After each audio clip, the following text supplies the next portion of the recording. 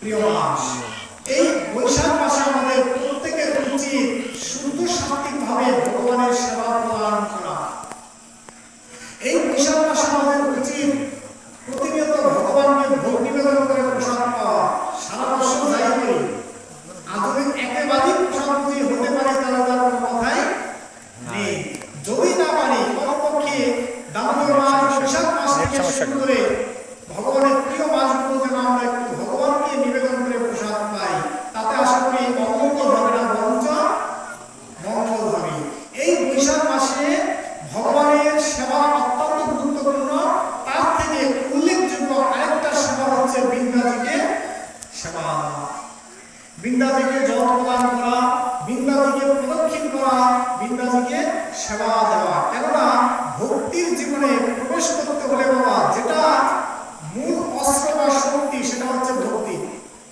আর এই ভক্তিটা যিনি দান করবেন, প্রদান করবেন, তিনি হচ্ছেন বৃন্দাজি তুলসী মহারানী। দেখুন আমাদের কীর্তন, হরিনাম কীর্তন হোক, নাম কীর্তন হোক, পাঠের কীর্তন হোক, যাই হোক, সর্বপ্রথম আমরা কার আরতি করি? তুলসী আরতি করি। কেন করি? জানি যেই কীর্তনই করি, যাকেই ভজনা করি, অবশ্যই আমার ভক্তি প্রয়োজন আছে।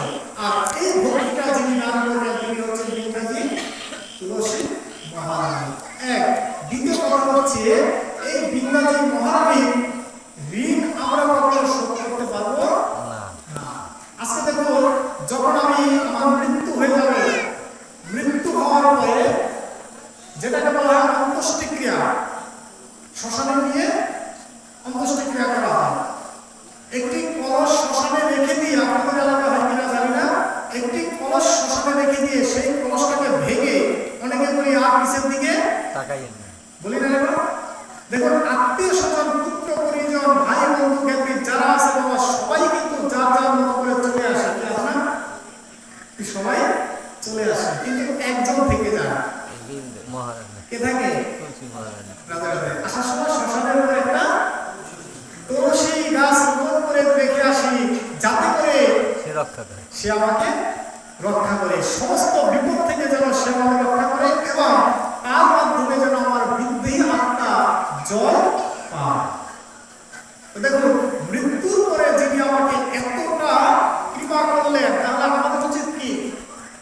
জীবিত থাকা অবস্থায় বৃন্দাজি তুলসী মহারানী ঋণ শোধ করে দেওয়া নাকি? তাহলে আমরা কি করবো? মৃত্যুর পরে যেহেতু তিনি আমাকে রক্ষা করবেন, মৃত্যুর পরে যেহেতু তার মাধ্যমে আমি জল পাবো, সেহেতু আমার উচিত, আমার কর্তব্য শুধু বৈশাখ মাস বলতে নয়, সারা বছর প্রত্যেকটা দিন একবার হলেও যেন বৃন্দাজি তুলসী মহারানীকে আমরা ভক্তিপূর্ণভাবে জল প্রদান করে জীবিত থাকা অবস্থায় যেন বৃন্দাদেবী ঋণ শোধ করে দেয়। এই সেবা করতে করতে হয়তো বৃন্দাজির যদি কৃপা হয়, তাহলে আমার ভিতর শুদ্ধ ভক্তির উদয় হবে।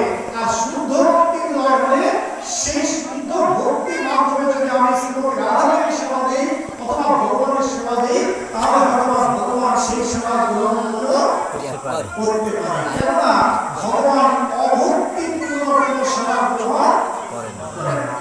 আপনি ভক্তিপূর্ণভাবে শুধুমাত্র একটি তুলসী পত্র জলের মাধ্যমে নিবেদন করে দিলেও ভগবান সেটা গ্রহণ করবে।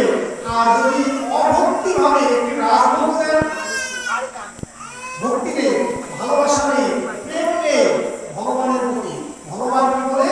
আমি ওই রাজভোগ গ্রহণ করি না। বরঞ্চ তুমি ভক্তিপূর্ণভাবে একটি তুলসী পাতা দান করো, তাহলে আমি ভগবান সেই তুলসী পাতা গ্রহণ করে তোমাকে কৃপা করি। জয় জয় তাই করে সীতারাম।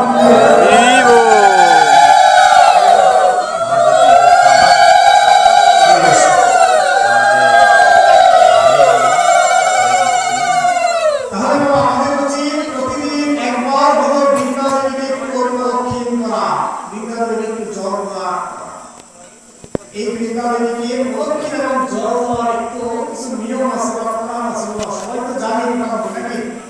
যেহেতু আমাদের এলাকায় এরকম বেশ কয়েকজন শুদ্ধ ভক্ত আছে, সেগুলো আপনাদের জানার কথা। আমাদের বাংলাদেশে অনেক প্রান্তে যায়, কিন্তু একসাথে এত শুদ্ধ ভক্ত পাই না, হয়তো একজন বা দুজন পাই, কিন্তু এখানে এসে দেখলে আপনার আনন্দ হতো, খুব ভালো লাগলো, মন ভরে গেল। যেহেতু আপনারা প্রতিনিয়ত তাদের সঙ্গ দিচ্ছেন,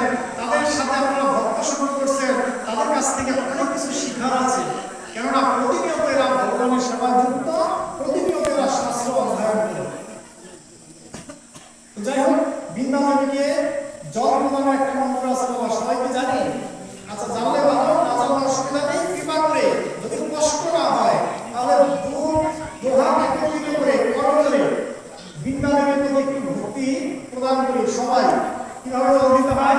রাধে রাধে। কি মন্ত্রে? গোবিন্দ বলরাম ভক্ত চৈতন্য স্নানামি জগদ্ধাত্রী বিষ্ণু ভক্তি প্রদায়। বাবা ভুল হলে একটু বলবেন, যদি ভুল হয়। ভুল হতেই পারে, আমি ছোট মানুষ, অনেক কিছু জানি না। এবার হচ্ছে বিদ্যাদেবীকে প্রদক্ষিণ মানে ঘোরা, নাকি? প্রতিদিন একবার হলো যেন আমরা বিদ্যাদেবীকে প্রদক্ষিণ করি বাবা। কেন জানেন?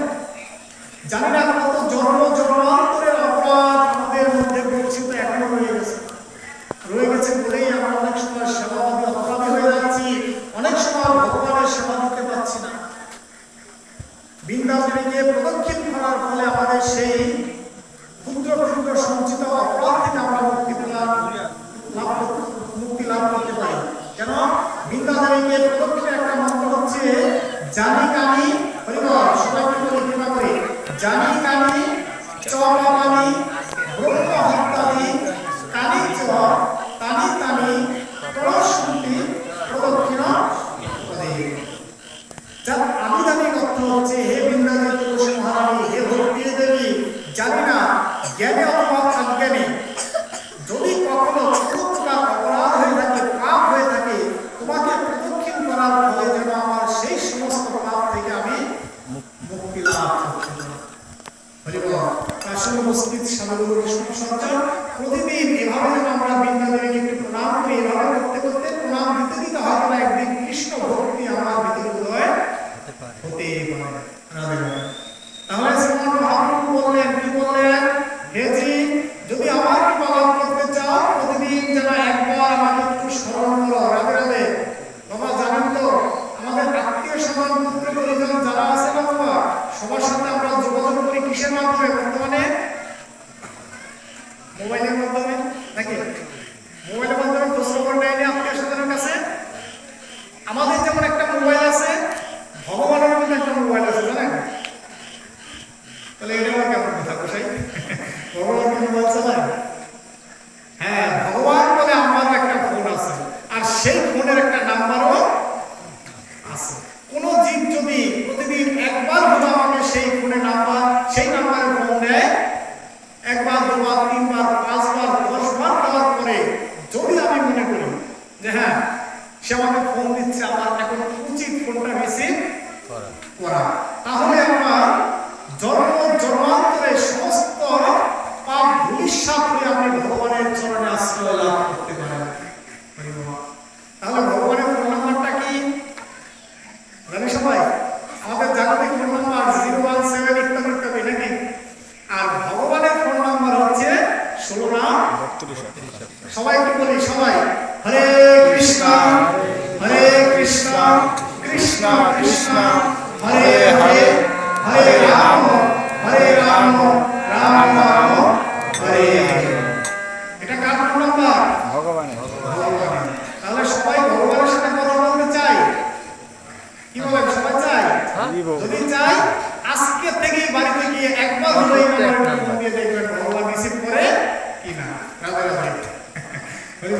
তাহলে শ্রীমান মহাপ্রভু বললেন, কি বললেন? হে কলিযুগ জীব, শুদ্ধভাবে সাত্বিকভাবে তুমি আমার নাম প্রগান করো। তার সাথে আরো দুটি বিষয়ের উপর শ্রীমান মহাপ্রভু জোর দিলেন। কি দিলেন? নামের রুচি, জীবে দয়া, আর বৈষ্ণব সেবা। কি বাবা কথাগুলো বলবো না থাকবে? বলবো? রাধে রাধে। কষ্ট পাবেন না তো? হরে কৃষ্ণ। নামের রুচি তো সবাই জানে, আরেকটা হচ্ছে জীবে দয়া। জীবের তো সবাই দয়া করে, নাকি? রাধে রাধে। সবাই জীবকে দয়া করে না? বলে কোথায় বেশি দয়া করে যখন মেয়ে জামাই বাড়িতে আসে। রাধে রাধে। যখন মেয়ে জামাই বাড়িতে আসে তখন জীবের প্রতি বেশি দয়া করি, নাকি? বলে দেখুন, এই হাত গোবিন্দর চরণে যাক অথবা না যাক, জীবের চরণে ঠিকই যায়। কি যায় না? কিভাবে যায়? হরি বল। বাজারে যায়, একেবারে দু পা একসাথে করে বেঁধে দেয়, হাতে নিয়ে একেবারে দুলাতে তুলাতে চলে আসে জীবের প্রতি। যাক, কথাগুলো বললে অনেকেই মনে কষ্ট পায়, ওদিকে না যাই। সর্বশেষ কথা হচ্ছে বৈষ্ণব সেবা। সর্বশেষ সিদ্ধান্ত হচ্ছে, হেজি তুমি যদি আমার কৃপা লাভ করতে চাও তাহলে প্রতিদিন যেন তুমি অল্প হলো একটু বৈষ্ণব সেবা করো বা ভক্ত সঙ্গ করো। বলে ভক্ত সঙ্গ করলে কি হয়? বলে ভক্ত সঙ্গ করলে অনেক কিছু হয়। বলে ভক্ত সঙ্গ করলে আপনি কত কোটি টাকার মালিক হবেন সেটা আমি বলতে পারবো না, তবে ভগবানের কৃপা লাভ হবে এবং আপনার চিত্ত দর্পণ মার্জিত হবে। হরে কৃষ্ণ। ভক্ত সঙ্গ করলে কি হবে? আপনার চিত্ত দর্পণ মার্জিত হবে। তাহলে চিত্ত দর্পণ কাকে বলে? হরে কৃষ্ণ। চিত্ত দর্পণ, চিত্ত মানে হচ্ছে মন, দর্পণ মানে হচ্ছে আয়না।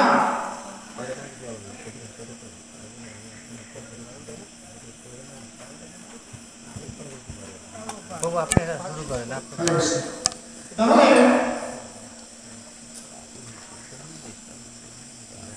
চিত্ত দর্পণ মার্জিত হয়। চিত্ত মানে হচ্ছে মন, দর্পণ মানে হচ্ছে আয়না। বৈজ্ঞানিক ভাষায় এই মনটাকে, এই বৈজ্ঞানিক ভাষায় আয়নাকে বলা হয় দর্পণ। মার্জন মানে হচ্ছে পরিষ্কার। হেজি তুমি যতই অশুদ্ধ হও না কেন, ভক্ত সঙ্গে আসলে, ভক্তের সংস্পর্শে আসলেই একমাত্র তুমি শুদ্ধ হও। দেখুন, একটি বাড়ির পাশে যদি ছোট একটি নদী থাকে, সেই বাড়ি থেকে কলের জল পড়ে, পায়খানা, প্রস্রাব ইত্যাদি কয়েক প্রকার জল পড়ে। তো যখন সেই জলটা